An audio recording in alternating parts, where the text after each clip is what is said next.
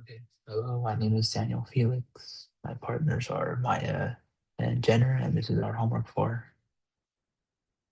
So our first task was to see the infrared spectroscopy, spectroscopy, combustion chemistry, and look at the infrared spectra for the reactants methane and oxygen and main combustion products.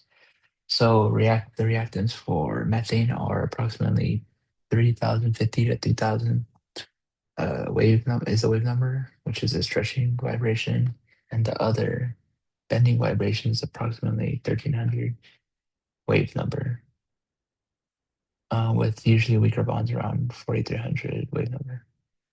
Oxygen has no infrared absorption peaks because it is a homonuclear diatomic molecule, so its vibration does not change the dipole moment, which is required for infrared absorption. The combustion products are carbon dioxide, which is approximately 2050 as a wave number, and is an asymmetric double bond stretching. It also has approximately 667 as a wave number, which is the bending vibration. Water H2O has approximately 3900 to 3400 as a wave number as a stretching vibration, and 1850 to 1350 as a bending vibration.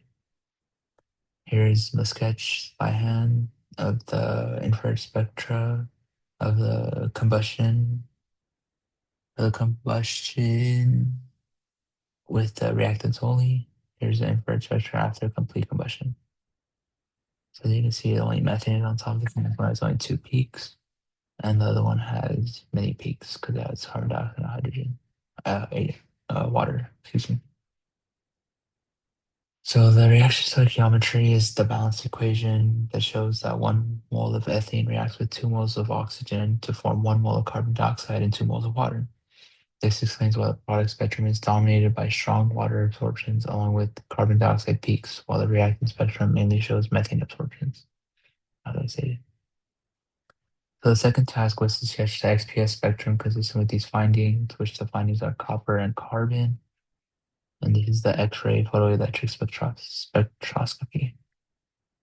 So here is the graph. As you can see, the carbon has the lowest peak, and then the carbon has a lower peak with 1s, and the copper 2 2p 1/2 has the highest peak, with all the three coppers having mainly the highest peaks, and carbon and oxygen being the lowest peaks. And the x-axis has the binding energy in EVs, and the y-axis is for the intensity.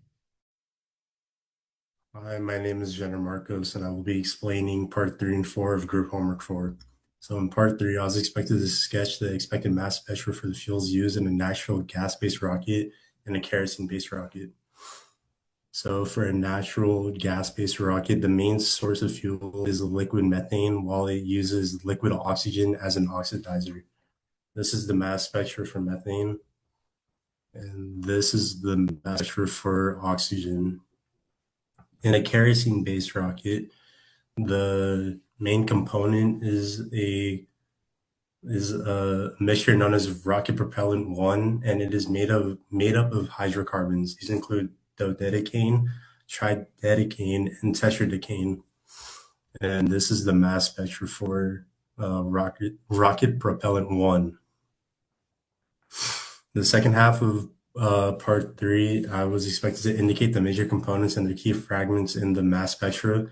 For a natural gas-based rocket on the mass spectra, methane is the highest peak, with ethane, propane, and nitrogen or CO2 having smaller peaks, while for a kerosene-based rocket on the mass spectra, it has a wider M/Z range, so it has many peaks. For part 4, I was expected to analyze each technique that was used above, so IR, XPS, and MS. IR, it is used to identify functional groups in a molecule, while XPS is used to determine the elemental composition and chemical states of elements on a material surface, and MS is used to determine the molecular mass and structure of a compound. Here is a diagram for IR. Here's a diagram for XPS, and here's a diagram for MS. And then here are the real life counterparts. On the left, you have XPS. In the middle, you have IR. And then on the left, you have MS.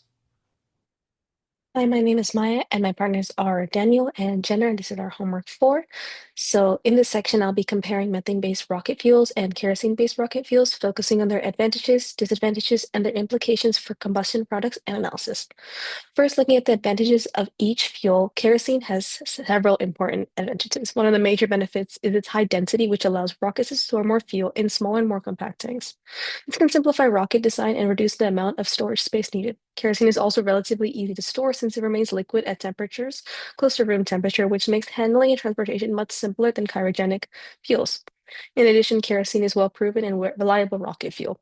And according to the research of the NOAA ozone assessment, over 100 rocket launches per year use kerosene-based fuels, demonstrating its long history of successful use in spaceflight.